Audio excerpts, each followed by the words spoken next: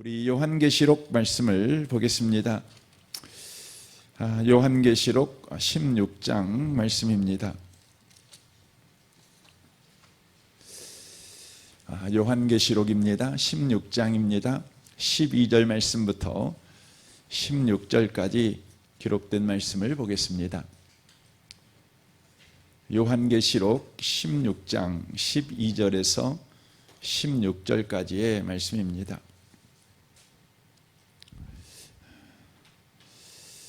함께 기록된 말씀을 읽도록 하겠습니다. 또 여섯째 천사가 그 대접을 큰 강 유브라데에 쏟음에 강물이 말라서 동방에서 오는 왕들의 길이 예비되었더라. 또 내가 보매 개구리 같은 새 더러운 영이 용의 입과 짐승의 입과 거짓 선지자의 입에서 나오니 그들은 귀신의 영이라. 이적을 행하여 온 천하 왕들에게 가서 하나님 곧 전능하신 이의 큰 날이 있을 전쟁을 위하여 그들을 모으더라. 보라, 내가 도적같이 오리니 누구든지 깨어 자기 옷을 지켜 벌거벗고 다니지 아니하며 자기의 부끄러움을 보이지 아니한 자는 복이 있도다. 새 왕이 히브리어로 아마겟돈이라 하는 곳으로 왕들을 모으더라. 아멘. 아멘. 지금 우리는 일곱 대접 나팔 가운데 우리가 이 앞주에 다섯 번째 대접까지 우리가 보았습니다. 대접 나팔에서 우리에게 말씀해 주는 가장 중요한 것은 그 저주가 어떻게 일어나는지에 관한 것이 아니라 그 저주 속에서 하나님께서 믿는 자들을 어떻게 대하고 계시는가를 아는 자가 되는 것이 바로 중요하다고 하는 것입니다. 세상에 폭풍이 몰려오고 세상에 비바람이 치고 있을 때 그것을 보는 자들은 두려워 떨 것입니다. 겁이 먹어서 얼음이 돼버리겠죠. 그러나 그것을 가지고 믿는 자들 가운데 선한 일을 하시는 그 주님을 바라볼 때 폭풍과 비바람이 도리어 우리에게 소망이 되는 것이죠. 감사가 되는 것입니다. 일곱 대접 나팔을 통해서 하나님께서 너희들 이런 무서운 세상이 벌어지니까 정신 차려 살아야 돼. 이런 무서운 재앙이 일어나니까 재앙 안 받도록 그렇게 살아야 돼. 이걸 말씀하는 것이 아닙니다. 그 재앙 속에서 일하시는 하나님, 너를 위해 일하신 하나님, 너의 구원을 위해서 일하신 하나님을 보라. 그래서 재앙아 와라, 폭풍아 와라, 우리는 그렇게 말하는 것이죠. 그냥 소위 개봉박두 이런 거죠. 개봉박두, 바로 놀라운 일이 벌어지는 것입니다. 믿는 자들 가운데 일어나는 것이죠. 그래서 이를 위해서 일곱 대접 이 재앙이 바로 구약의 출애굽 때 하나님께서 애굽 가운데 행했던 바로 재앙을 모티브로 하고 있다는 것을 바로 말씀하고 있습니다. 그러니까 애굽 땅에 재앙이 일어났습니다. 분명히 애굽 땅에 재앙이 일어났고 그 애굽 땅에 이스라엘 민족이 살고 있었습니다. 그런데 놀라운 것은 그 재앙으로 인하여 애굽은 거꾸로졌고 이스라엘은 구원을 받았습니다. 그러니까 그 재앙이 이스라엘 백성에게는 구원의 소식이었다는 거죠. 재앙의 강도가 강해지면 바로 더 속히 애굽 땅을 이제 나가는 해방의 날이 다가오는, 기쁨의 날이 다가오는 바로 소식이었다고 하는 것이죠. 이것을 우리가 볼 줄 알아야 된다. 이것이 말세를 사는 그리스도인들이 하나님의 구원을 받은 백성인 저와 여러분을 이해하고 인생을 바로 살아가는 것이다. 이렇게 말씀하는 것입니다. 여러분과 저는 우리 인생이 어떻게 될 것인가에 대해서 우리는 그냥 기본적으로 자연주의적인 세계관을 가지고 있습니다. 사람은 누구나 태어나면 나이가 들지요. 나이가 들면 병이 들지요. 그리고는 죽습니다. 제가 오늘 일부 때 화장실에 잠깐 갔는데 그곳에 중앙교회 성도님들이 이렇게 왔는데 그 연세가 한 80이 넘으신 분들 같아요. 근데 두 분이 서로 대화하는데 이렇게 대화를 하시더라고요. 우리 너무 오래 살았죠. 우리 젊었을 때 어르신들은 60 이상 되신 분들이 많지 않았는데, 우리 너무 오래 살죠. 오늘 죽어도 우리는 사실 넉넉하게 산 거죠. 이런 이야기를 이렇게 하시더라고요. 그러니까 우리는 그렇잖아요. 우리는 지금까지 태어나갖고 이렇게 자라면서 계속 봐온 것이 우리들의 선배들 또 어르신들을 이렇게 보고 자랐지 않습니까? 그래서 우리가 인생을 배우는 거죠. 인생이라는 것은 나이가 들어가면 늙고 또 병들고 아무리 잘나고 뭐 아무리 화려하게 살아도 뭐 나이 먹는 거 어쩔 수 없고 또 병 들어가는 거 어쩔 수 없고 그러다가 죽는 거지. 그렇게 우리는 인생을 이해합니다. 그래서 인생을 그렇게 이해하는 사람은 그 인생의 결론이 뭐냐면 허무입니다. 허무. 공허입니다. 헛되고 헛되니 헛되고 헛되도다. 해 아래에서 모든 것이 헛돼요. 왜냐하면 아무리 몸부림쳐도 늙어가는 거 어떻게 못합니다. 병 들어가는 거 어떻게 못합니다. 죽는 거 어떻게 못합니다. 그렇죠. 뭐 그냥 스케줄대로 가는 거죠. 우리가 인생을 그렇게 배웠습니다. 또 배운 사람은 좀 우리가 학교를 좀 열심히 다닌 사람, 공부 열심히 한 사람들은요, 이제 학교에서 배운 공부를 통해서 인생을 배우게 되는 거죠. 여러 사람의 인생을 우리가 보는 거죠. 그래서 그렇게 인생을 우리가 배워가게 됩니다. 그러나 예수 믿는 사람은 인생을 어떻게 배워야 됩니까? 성경에서 배워야 합니다. 성경에서. 여러분 인생을 성경에서 배워야 합니다. 우리 찬양송 있잖아요. 날 사랑하신 날 사랑하심. 성경에서 배웠네. 우리 그러잖아요. 근데 그 찬양을 그렇게 가사를 바꿔도 될 것 같아요. 예수 믿는 사람의 인생, 예수 믿는 사람의 인생, 성경에서 배웠네. 이제 그렇게 돼야 되는 거죠. 여러분 성경에서 예수 믿는 사람의 인생을 바로 배워야 되는 것이죠. 그런데 오늘 이 요한계시록 16장의 7 대접 나팔을 통해서 대접 심판을 통해서 예수 믿는 사람의 인생은 이래 하고 하나님께서 이렇게 가르치고 있는 것입니다. 가르치고 있는 거죠. 굉장하고 놀라운 것이죠.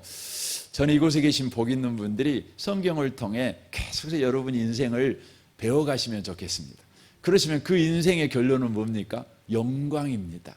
로마서 8장에 말하잖아요. 하나님께서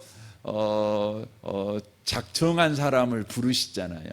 부르신 사람을 이제 구원하잖아요. 그래서 그 사람을 이제 마지막에 영화롭게 하십니다. 이것이 믿는 자의 인생입니다. 그래서 믿는 사람은요, 그냥 무덤 속에 들어가 썩어버리는 것이 믿는 사람의 인생의 결론이 아닙니다. 예수 믿는 사람의 결론은 영광에 참여하는 것입니다. 영광에 참여하는 것입니다. 얼마나 기대 넘치는 인생이 아니겠습니까? 오늘은 6번째 대접 재앙에 관한 이야기를 좀 나누었으면 좋겠습니다. 제가 새벽 기도 때 이 부분을 약간 언급을 좀 했었습니다. 12절을 보겠습니다. 또 6째 천사가 그 대접을 큰 강 유브라데에 쏟음에 강물이 말라서 동방에서 오는 왕들의 길이 예비되었더라 라고 말합니다. 거기에 보면 유브라데가 나오고 있습니다. 성경에서 유브라데는 하나님께서 이스라엘 백성에게 약속하셨어요. 너희들이 차지할 땅은 여기까지야 하고 약속하셨는데 그 경계가 어디냐면 유브라데입니다. 여호수아 1장 3절을 보겠습니다. 내가 모세에게 말한 바와 같이 너희 발바닥으로 밟는 곳은 모두 내가 너희에게 주었노니 곧 광야와 이 레바논에서부터 큰 강 유브라데 강까지 해쪽 속에 온 땅과 또 해지는 쪽 대해까지 너희의 영토가 되리라 라고 말씀하십니다. 그러니까 하나님께서 믿는 자에게 허락한 영토의 경계가 어디냐? 유브라데입니다. 이건 영적 의미로 우리가 해석을 하면 유브라데는 믿는 자와 믿지 않는 자의 경계라고 말할 수 있습니다. 거룩과 그 속된 것의 경계, 악인과 선인의 경계, 이런 의미이지요. 이걸 말하는 것입니다. 그런데 그 유브라데 강물이 말라버렸습니다. 이 말랐다는 것은 어떤 의미입니까? 그것은 바로 건너갈 수 있다는 것입니다. 여러분, 강이 창이라면 못 건너가잖아요. 그렇죠? 그래서 여러분 저기 만주족들이 우리나라 쳐들어올 때는 언제 꼭 쳐들어옵니까? 언제 쳐들어오면 겨울에 쳐들어옵니다. 왜요? 바로 두만강이나 압록강이 바로 얼어서 얼음이 두껍게 얼면 넘어오는 것입니다. 넘어오는 것입니다. 그러니까 여러분 봄에는 안 와요. 안 쳐들어오는 겁니다. 그래서 여러분이 그 거란족과 전쟁한 거란 전쟁 그 TV를 보시면 거란족들이 고려를 쳐들어와 가지고 겨울에 쳐들어오잖아요. 근데 그들의 전략은 뭐예요? 겨울이 끝나기 전에요, 얼른 고려를 점령하고 그 얼음이 녹기 전에 다시 돌아가는 것입니다.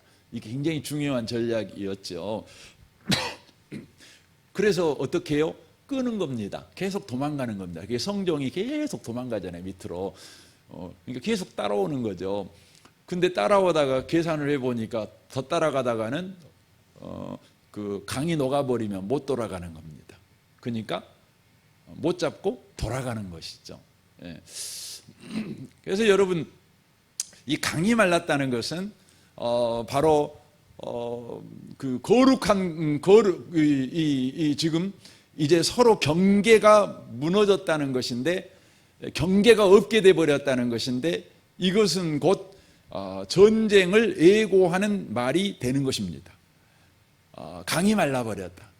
근데 여러분, 이 지금 대접 심판은 어디를 인용해서 지금 기록하고 있다고요? 출애굽 그 재앙을 인용해서 쓰고 있습니다.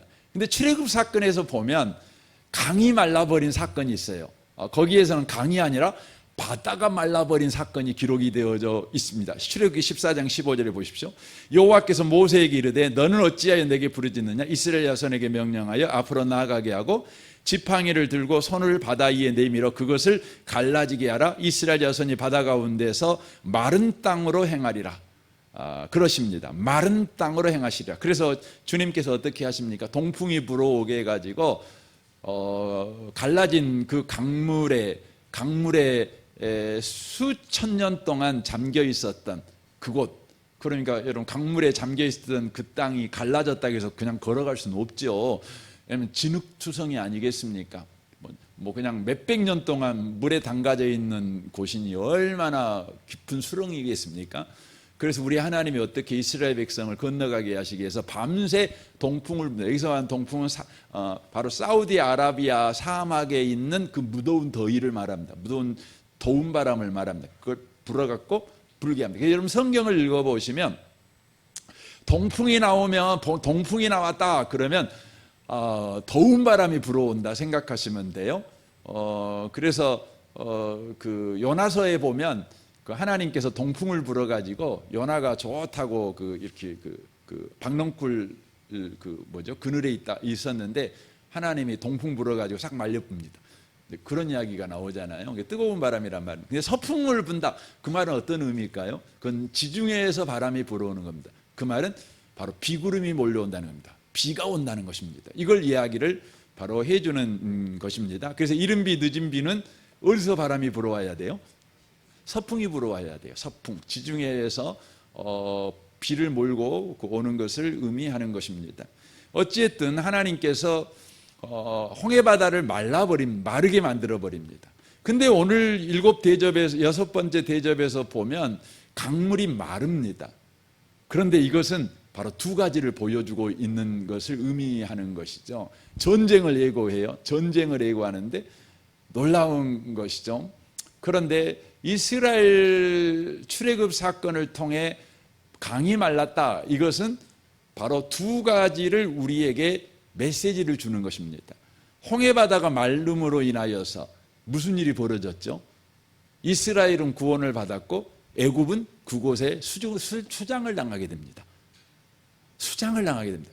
그래서 여기 6번째 천사에 의해서 큰 강 유브라데가 말라버렸다, 이 말은 어떤 의미를 말하냐면 하나님의 백성의 구원, 바로 애굽 홍해바다가 마름으로 말미암아 출애굽, 완전한 출애굽이 되잖아요. 이와 같이 유브라데 강물이 마름으로 말미암아 하나님의 완전한 구원이 바로 준비되었고, 그리고 홍해바다가 마름으로 말미암아 애굽이 완전히 멸망하듯이 하나님께서 악의 무리의 최종 심판을 바로 준비하신다, 이것을 바로 말씀을 하고 있다고 하는 것이죠. 그런데 그들은 그 강물에서 자기들이 멸망할 줄 모르고요, 뭐 하는 겁니까? 동방에서 오는 왕들의 길이 예비되었더라. 그러니까 애국 군대가 홍해바다를 건너버린 이스라엘 민족을 보면서 아이고 이제 못 잡겠네, 이렇게 포기를 했는데 딱 보니까 홍해바다가 딱 말라 있는 거예요. 그러니까 저놈들 다시 잡을 수 있겠네, 이런 생각이 드는 거죠. 그래서 그 마른 땅을 향해서 이스라엘을 공격하기 위해서 돌진하는 것이죠. 근데 그것이, 그 마른 땅이 그들에게는 뭐가 돼버립니까? 바로 수장당해, 한 중앙쯤 왔더니 그냥 덮어버립니다. 하나님께서 덮어버리십니다. 바로 지금 그 장면을 바로 보여주고 있다고 하는 것입니다. 그러므로 말미암아서 여러분, 악한 자가 여러분을 공격해 오지요. 공격해 오는데 우리를 공격할 때에 악한 자가 그냥 막무가내로 공격하는 게 아니죠. 공격할 근거를 가지고 공격하지요. 유브라데 강이 말른 것 같이, 홍해바다가 마른 것 같이 이런 길이 예비되어야 우리를 공격하지 않겠습니까? 여러분, 마귀가요, 저와 여러분의 인생에 우리를 공격할 길이 예비되어 있는 것을 항상 찾습니다. 여러분, 마귀가 우리 인생을 공격할 때에 마귀가 공격할 길이 예비된 게 뭐죠? 우리의 연약함이죠. 우리가 뭐 죄를 지었거나 우리가 실수했거나 그런 것들이죠. 그러면 마귀가 우리 인생에 침범하여 우리를 노락할 바로 길이 예비된 것입니다. 그러나 저와 여러분은 그리스도인이에요. 놀라운 것은 우리가 실수하고 연약해서 마귀가 우리를 공격할 대로가 우리 스스로가 만든 길이었는데, 그 길이 결국은 우리는 구원받고 마귀는 망하는 길이 된다는 거예요. 얼마나 놀라운지 몰라요. 저는 이 말이 여러분한테 아이고 계속 죄 짓고 살아도 되겠네 격려하는 말이 아니라, 이 말은 여러분과 제가 받은 구원이 그만큼 크다는 것을 바로 성경이 우리에게 말씀해 주고 있다고 하는 것입니다. 13절을 보겠습니다. 또 내가 봄에 개구리 같은 새 더러운 영이 용의 입과 짐승의 입과 거짓 선지자의 입에서 나오니 그들은 귀신의 영이라 이적을 행하여 온 천하 왕들에게 가서 하나님의 전능하신 이의 큰 날이 있을 전쟁을 위하여 그들을 모으더라 라고 되어 있습니다. 이 전쟁의 본질, 이 전쟁은 어떻게 전쟁이 되는가, 이걸 이야기를 해주고 있습니다. 여기에 보면 그 개구리 같은 새 더러운 영이 나오는데, 이것들이 어디서 나오냐면 첫 번째 용의 입입니다. 용이라고 하는 건 사탄, 마귀를 말하는 것입니다. 짐승을 말합니다. 짐승은 세상 권력, 세상을 기반으로 하는 권력을 말합니다. 세상을 추구하는 권력, 이렇게도 말씀드릴 수 있습니다. 그 다음에 거짓 선지자가 나옵니다. 이 거짓 선지자는 바로 거짓 종교라고 말할 수 있죠. 뭐 신천지나 뭐 하나님의 교회나 뭐 통일교나 뭐 이런 세상에 또 잡다한 종교들 많잖아요. 이것들을 모두 다 거짓 선지자, 거짓 종교라고 말합니다. 그러니까 사탄의 이 악의 세력에 무리가 있어요. 세 무리가 있는데 바로 용, 짐승, 거짓 선지자, 그러니까 사탄, 세상의 권력, 거짓 종교, 이것들이요 한 팀을 바로 이루고 있는데, 그들의 입에서 뭐가 나오냐면 개구리 같은 새 더러운 영이 나오고 있다고 말하고 있습니다. 이 말은 여기에 보면 개구리 같은 더러운 영이라고 돼 있는데, 여러분 영이라는 이 단어는 영적인 거죠. 영적인 거죠. 근데 말이 굉장히 어렵잖아요. 근데 예수님께서 이런 말을 하셨어요. 내가 네게 이르는 말이 뭐라고요? 영이요 생명이다, 이렇게 말씀하셨어요.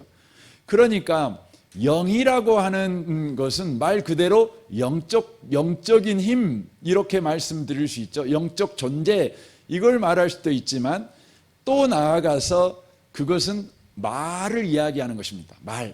그러니까 이 말을 이렇게 할 수 있어요. 개구리 같은 영이라고 돼 있죠. 개구리 같은 더러운 영 그랬잖아요. 그 말은 바로 더러운 말, 이렇게 말씀을 바로 드릴 수가 있는 것입니다. 그러니까 개구리 같은 새 더러운 영은 곧 거짓 교리, 거짓 말,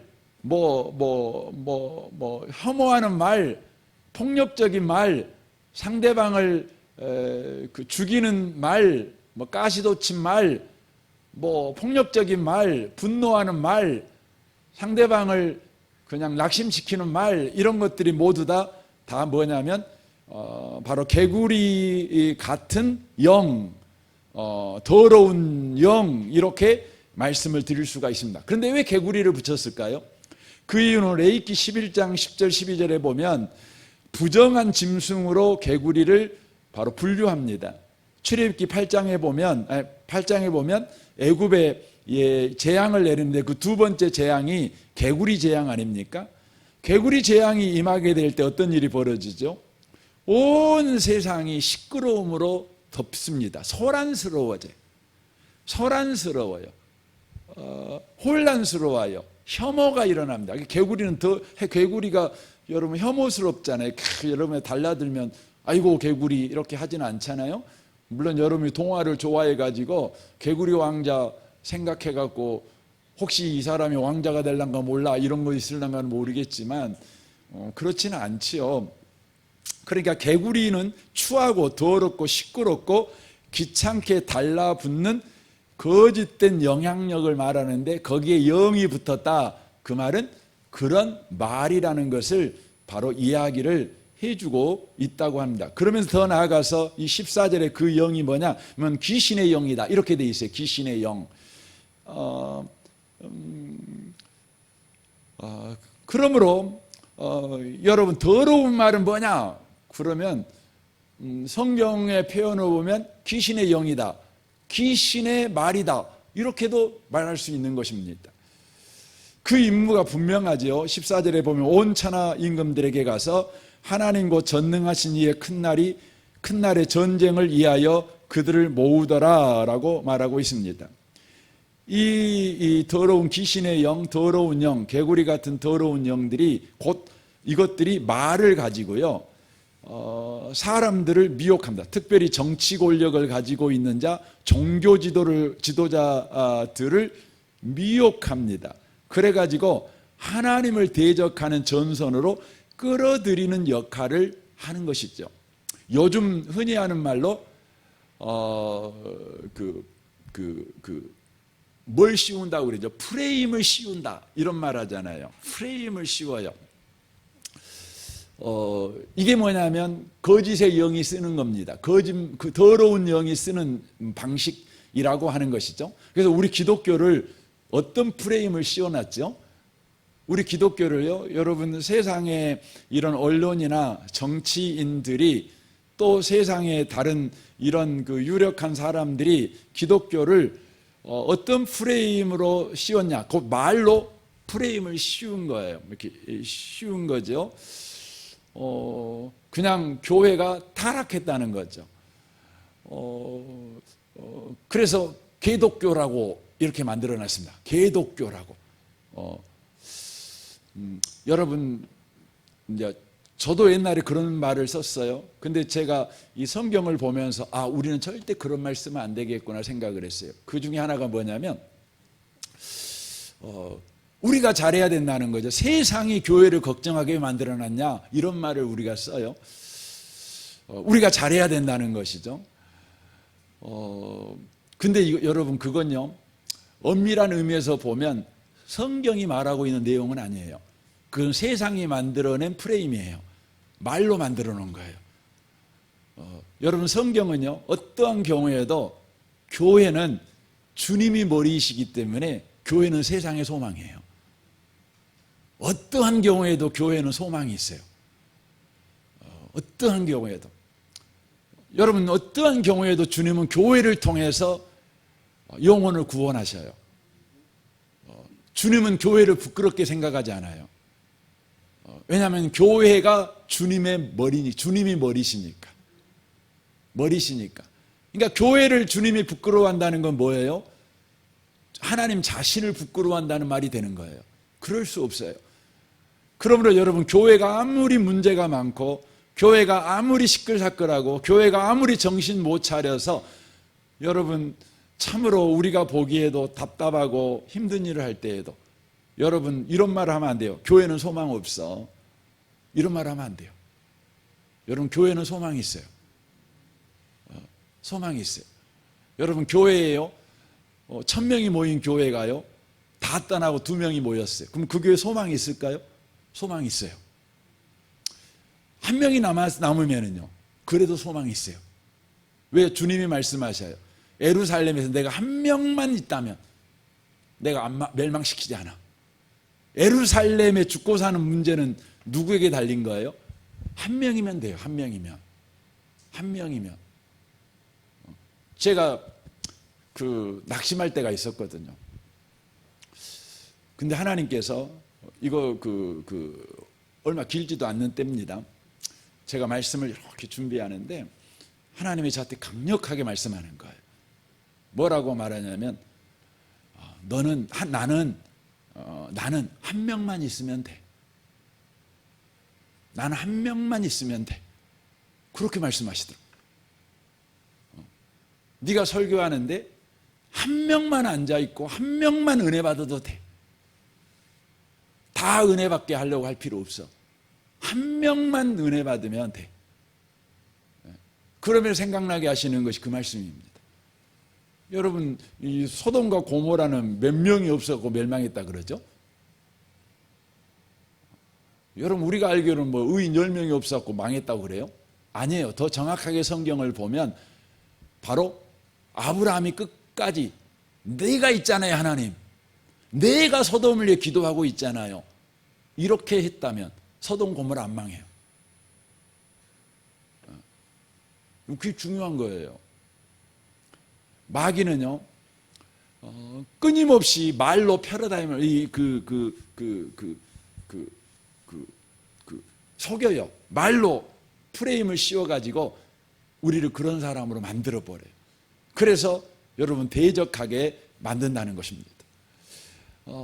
그러므로 저와 여러분이 이 마지막 세대가 어떤 세대냐?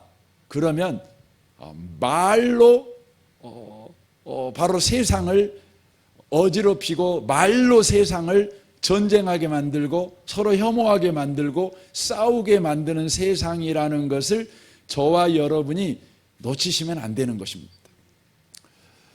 히브리 말로 말이라는 이 단어가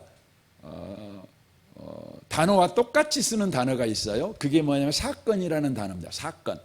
그러니까 말과 사건의 히브리 말로 똑같은 단어를 씁니다. 왜 그럴까요? 그 이유는 뭐냐면 바로 사건을 만들어내는 게 뭐냐? 말이라는 거예요. 그러니까 말이고 사건이에요. 그렇다는 것입니다. 그러니까 말이 현실을 역사를 만드는 게 뭐냐? 그 말이라는 거예요. 그래서 히브리 말로 말과 사건은 동일어를 씁니다. 헬라어로는 말이라는 의미, 이성이라는 뜻입니다. 그 법칙이라는 뜻입니다. 원리라는 뜻을 가지고 있어요. 말이라는 이 단어가. 그 말은 어떤 의미입니까?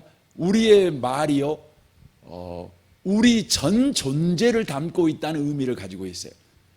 곧 다른 표현을 말하면 존재를 움직이는 힘이 뭐냐? 말이라는 뜻으로 헬라어에서는 말이라는 단어를 쓰고 있다는 것입니다. 그러니까 히브리 말에서는 사건이다. 말이고 사건이다. 헬라어에서는 말이고 존재를 움직인다. 역사를 움직인다. 이렇게 말하고 있는 것입니다. 그러므로 이 마지막 세대에서 저와 여러분이 더 정신을 차리고 깨어서 우리가 분별해야 되는 것이 있는데, 그것은 바로 말을 준비하셔야 된다는 겁니다. 말을 준비하셔야 된다. 말을 분별하고 말을 조심하셔야 된다는 것입니다. 그래서 여러분, 지금 주님이 오실 날이 가까우면 가까울수록 지금 세상이 뭐 때문에 소란스럽습니까? 말 때문에 소란스러워요. 뭐 대통령의 말, 국무총리의 말, 또 어떤 사람들의 말 때문에 항상 시끄러워요. 누가 이런 말 했다, 맨날 뉴스에 나오는 것입니다. 뭐 트럼프가 이런 말 했다, 푸틴이 이런 말 했다, 뭐 젤렌스키니 이런 말 했다, 맨 그런 말 나오지요. 지금 그렇습니다. SNS에서 말 때문에요, 사람들이 자살해 죽기도 합니다. 거짓 뉴스 때문에요, 여러분 몸살을 앓죠. 막 주가가 하루아침에 폭락했다가, 주가가 하루아침에 그냥 폭등했다가, 여러분 그렇습니다. 전쟁 나게 생겼다는 것이죠. 과연 성경은요, 이 마지막 때에 말 때문에 이런 일이 일어날 것이다 라고 말하고 있다는 것입니다. 그래서 이렇게 말로 인하여 세상이 미혹하고 전쟁 나고 우리를 죽이려고 하고 또 서로 잡아 죽이고 이런 일이 일어나게 될 때에 우리 그리스도인들은 어떻게 살아야 되는가? 15절이 이렇게 말씀합니다. 보라, 내가 도둑같이 오리니 누구든지 깨어 있어 자기 옷을 지켜 벌거벗고 다니지 아니하며 자기의 부끄러움을 보이지 아니한 자는 복이 있도다 라고 말합니다. 뭐라고 말합니까? 항상 깨어 있어 자기 옷을 지키라는 겁니다. 자기 옷을 지키라는 거죠. 여러분, 예수 믿는 사람이 입어야 될 옷은 뭘까요? 시편 1편이 그걸 가르쳐 줍니다. 복 있는 사람은 악인의 길을 쫓지 않고 죄인의 길에 서지 않고 오만한 자의 자리에 앉지 아니하고 오직 여호와의 율법을 즐거워해서 그 말씀을 주야로 묵상하는 자로다. 무슨 말이죠? 주야로 그 말씀을 옷으로 입은 사람이에요. 옷으로 입는 것입니다. 성도의 무기는 뭡니까? 바로 하나님의 말씀이라는 거죠. 마귀의 무기는 뭡니까? 마귀의 물은요, 더러운 말이에요. 혐오하는 말이죠. 시끄러운 말이죠. 분열시키는 말이죠. 그런데 성도가 이 마지막 세대에서 사용해야 될 말은 뭐냐? 하나님의 말씀을 사용해야 된다는 것입니다. 이를 위해서 하나님의 말씀으로 매일 옷 입는 삶을 살아가셔야 돼요. 그래서 에베소 6장 10절에 이렇게 말해요. 너희가 주 안에서와 그의 힘의 능력으로 강건해지고 마귀의 계계를 능히 대적하게. 마귀의 계계라는 건 말로 하는 속임수입니다. 말로 하는 속임수로 능히 대적하게 어떻게 하나님의 전신갑주를 입어야 돼요. 우리 금방 말했던 것 같이 그리스도인의 옷을 입으셔야 돼요. 전신갑주죠. 하나님의 전신갑주. 근데 하나님의 전신갑주가 뭡니까? 13절부터 나오죠. 하나님의 전신갑주를 취하라. 이는 악한 날에 너희가 능히 대적하고 모든 일을 행한 후에 서기에 함이라. 서서 진리로 너희 허리띠를 띠고 그랬어요.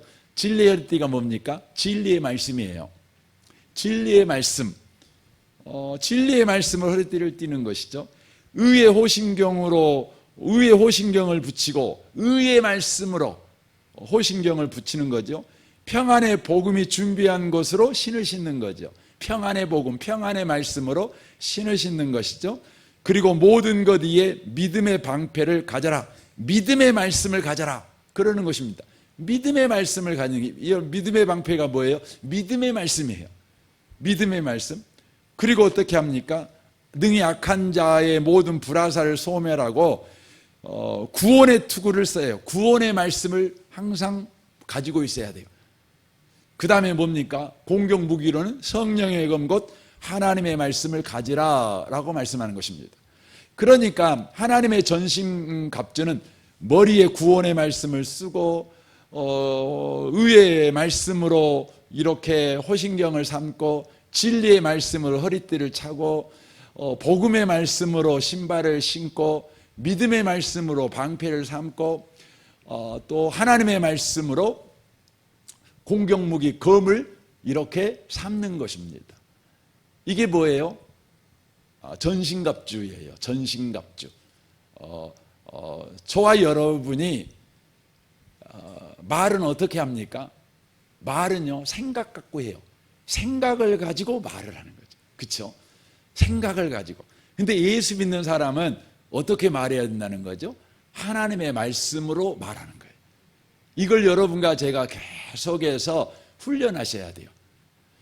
우리는 생각해 갖고 말해요. 여러분 누군가가 어떻게 하면 좋겠어? 그러면 여러분은 뭐라고 대답해요? 생각해보고 대답해 줄게요. 우리 이러잖아요. 근데 이제 오늘 배웠으니까 우리는 뭐라고 대답해야 되죠? 내가 성경 보고 대답해 줄게. 그래야 돼요. 하나님의 말씀이 뭐라고 하는지 내가 보고 말해 줄게. 우리 이래야 되는 것입니다. 계속해서 우리는요, 하나님의 말씀으로 옷을 입으셔야 돼요. 옷을 입으셔야 돼요. 우리는 이 마지막 세대의 마귀가요, 더러운 말로 우리를 미혹해요. 세상을 더러운 말로 미혹해 가지고요, 하나님을 대적하게 만들어요. 그래서 요즘 얼마나 많은 대학생들이, 청년들이요, 이 미혹에 넘어가 가지고요, 교회를 떠나는지 몰라요. 교회를 떠나는지 몰라요. 중고등학생들은 여러분 학교 앞에 가갖고요, 예수 믿어라 하고 말을 하면은요, 아주 그냥 기겁을 해봅니다. 지금 세상이 그렇게 만들어놨어요. 얼마나 여러분 무서운 세상인지 몰라요. 그래서 여러분 그 일반적으로 이렇게 뭐 유튜브를 보거나 보면은 밑에 댓글이 다 달잖아요. 댓글이 막 써져 있어요. 근데 기독교에 관련된 컨텐츠에는요, 댓글 금지예요. 다 댓글 금지. 다 그래요. 설교하는 목사님들 밑에 있으면 댓글 금지예요. 왜요? 여러분 세상 사람들이요, 그냥 떼거지로 몰려와 갖고요, 이상한 말을 막 써요. 여러분 이런 세대에서 저와 여러분이 살고, 이게 지금 6번째 그 재앙이라고 하는 거죠. 이럴 때 저와 여러분이요, 하나님의 말씀으로 더욱 무장하는 자가 되셔야 돼요. 하나님의 말씀. 그래서 하나님의 말씀을 여러분이 주야로 묵상하고 그 말씀을 무장하고 이렇게 하셔야 된다는 것이죠. 그래서 하나님의 말씀으로 말하는 자가 되셔야 돼요. 그래서 골로새서 3장 16절에 이렇게 말씀합니다.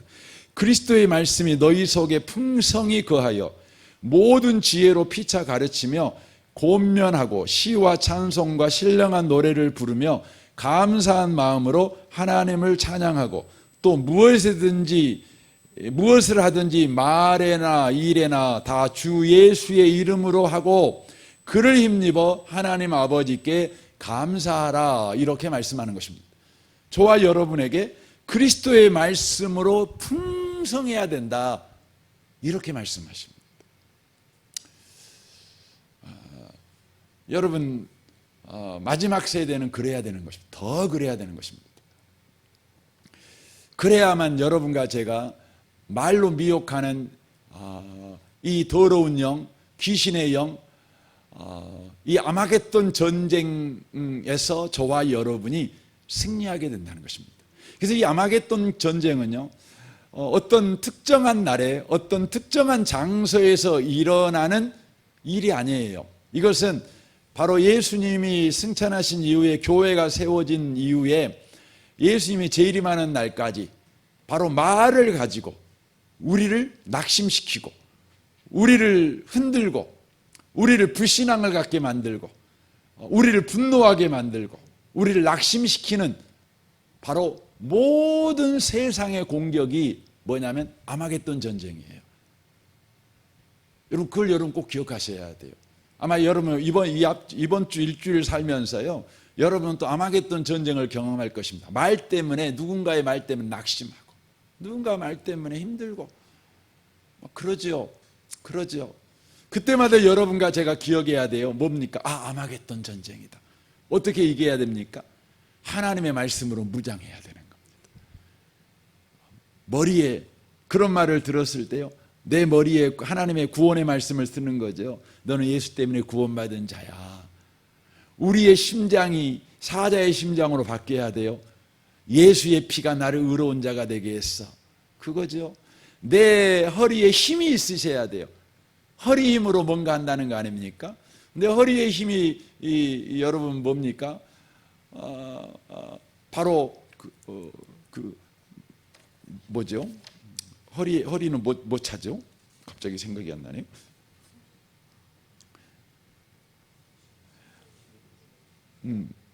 네, 진리로 허리띠를 띠는 거지 않습니까?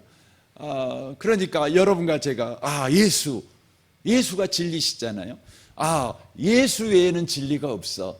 우리가 이 말씀으로 다시 한번 힘을 얻는 것이죠. 복음의 신을 신는 거죠. 예수가 나를 구원하셨어.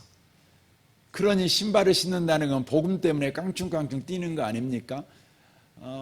예수가 나를 구원했다는 신발을 신으면은요, 여러분 가만히 있을 수가 없어요. 그냥 걸어가는 거죠. 뛰어가는 거죠. 점프하는 것이죠. 그렇다는 것입니다. 그렇게 하나님의 전신갑주를 저와 여러분이 꼭 입으셔야 된다는 것을 기억하셔야 된다고 하는 것입니다. 여기 아마겟돈이 나오는데 이것은 그 현재 지명으로 말하면 무깃도산을 이야기합니다. 무깃도산.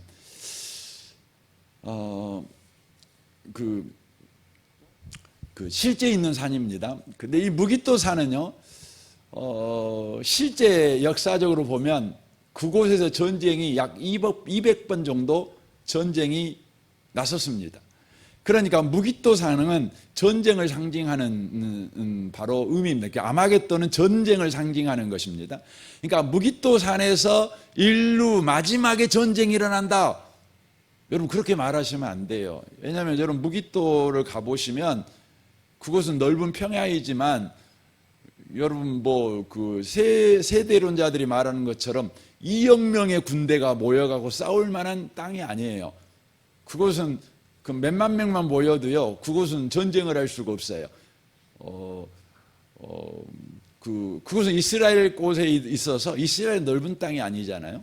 그러니까 그 땅은 상징하는 것이죠. 전쟁을 상징하는 것입니다. 근데 이 6번째 재앙은 마지막 때 일어나는 전쟁은 바로 어떤 전쟁이냐? 바로 말로 인하여 나는 전쟁이에요. 그래서 여러분의 삶을 가장 죽이는 게 뭡니까? 가난입니까? 아니잖아요. 여러분 취직이 안 된 겁니까? 아니죠. 여러분을 죽이는 가장 강력한 무기는 말이죠. 말이면 다 죽습니다. 여러분 상대방하고 싸움할 때 언제 싸움합니까? 말 때문에 싸움하는 거 아닙니까? 그러니까 이런 전쟁을 저와 여러분이 기억하시고 마지막 시대를 사는 그리스도인들은 항상 하나님의 말씀으로 무장하여 하나님의 말씀을 이렇게 하는 사람이 되셔야 된다는 겁니다. 그리고 더 나아가서 이 말씀만 하고 마쳤으면 좋겠는데요, 에베소 6장 10절에서는 모든 기도와 간구를 하되 항상 성령 안에서 기도하고 이를 위하여 깨어 구하기를 항상 힘쓰며 여러 성도를 위하여 구하라, 이렇게 돼 있어요.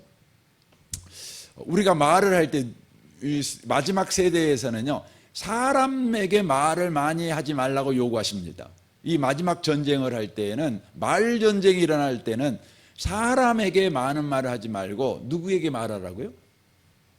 하나님한테 기도하라는 것입니다. 하나님한테 말을 많이 하라는 거예요. 하나님한테. 여러분 하나님한테 뵐 말을 해도 하나님은 다 들어주십니다. 그리고 그것 때문에 여러분에게 부메랑이 되어서 돌아오는 일은 없습니다. 그러나 여러분이 사람에게 하는 말은요, 그것은 상대방이 여러분의 말을 다 수용하지도 못할 뿐만 아니라 그 말은 여러분에게 반드시 돌아옵니다.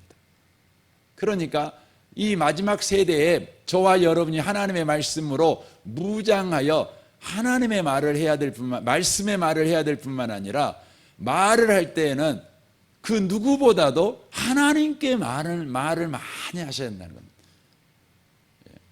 그것도 어떤 말을 많이 하냐면 성령 안에서 기도하라고 말합니다. 새벽 기도 때 말씀드렸죠. 가장 이대한 성령 안에서 기도하는 방식은 뭐냐면 여러분 성경 말씀 갖고 기도하는 것입니다. 그 중에서도 여러분 시편을 가지고 기도하는 것입니다. 시편은 기도문 아닙니까? 그런데 그 기도문은 모두 다 성령의 감동으로 기록된 하나님의 말씀, 기도입니다. 그러므로 시편 가지고 여러분 기도하는 것이 성령 안에서 기도하는 기도라고 하는 것입니다. 그래서 우리는요, 하나님 앞에 나아가 하나님께 말을 할 뿐만 아니라 무엇보다도 하나님께 말씀을 가지고 이야기하는, 그래서 저와 여러분이 이 마지막 세대의 이 아마겟돈 전쟁에서 바로 참된 승리자의 삶을 저와 여러분이 살아갈 수 있게 되어진다고 하는 것입니다. 꼭 기억하십시오. 아마겟돈 전쟁은 말로 인하여 일어나는 전쟁, 말로 인하여 일어나는 상처, 말로 인하여 죽이는 것, 말로 인하여 서로가 편이 갈라지는 것, 이 모든 것을 아마겟돈 전쟁이라고 한다는 것이죠. 근데 그 배후에 누가 있다고요? 더러운 영이 있어요. 더러운 영, 더러운 말,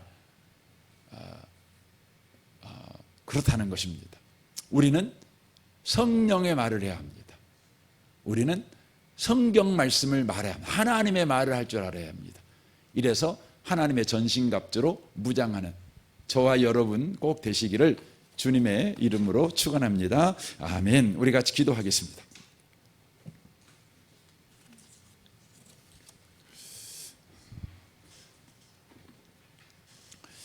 우리는 지금 말세를 살고 있습니다. 그것도 말세 지말이라 그러죠. 말세 중에 말세를 살고 있습니다. 그래서 과거보다 말의 영향력과 말이 퍼지는 속도가 엄청나게 빠릅니다. 그래서 요즘 그 영어로 언어의 폭탄화라는 언어가 있습니다. 언어가 폭탄이 되어 있습니다. 가짜뉴스, 혐오, 비방, 극단적으로 표를 가르는 언어가 지금 난무하고 있죠. 지금 이게 전 세계적인 지구적인 현상입니다. 지금 아마겟돈 전쟁이 극렬하게 전 세계에 일어나고 있습니다. 주님이 오실 날이 가까웠다는 것이죠. 그런데 이런 아마겟돈 전쟁, 이 말들이 지금 어디를 향하고 있냐면 교회를 향하고 있습니다. 하나님의 공동체를 향하고 있습니다. 그리스도인들은 어떻게 이 전쟁에서 이길 수 있습니까? 하나님의 전신갑주를 입어야 합니다. 말씀으로 충만해져야 합니다. 그리고 하나님께 기도하는 시간이 많아져야 합니다. 주여 그렇게 하게 해 주옵소서. 우리 시간에 같이 잠깐 기도하겠습니다. 오 하나님 아버지, 그렇습니다. 이 마지막 세대,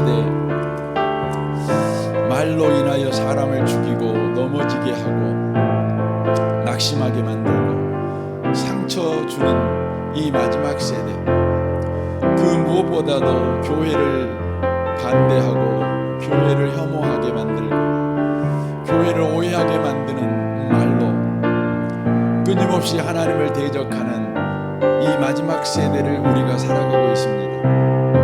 주님, 이때 주여 우리가 하나님의 전신갑주를 입은 자가 되게 하옵소서. 우리의 옷을 지켜 벌거벗고 다니지 않게 하여 주옵소서. 주님, 구원의 투구를 쓰게 하시고 의의 흉배를 붙이게 하시고 진리의 허리띠를 매게 하옵소서. 하나님 아버지, 이 마지막 세대 말로 상처 주고 말로 죽이고 말로 혐오하고 말로 상처 주는 이 마지막 세대, 우리가 이 세대를 살고 있습니다.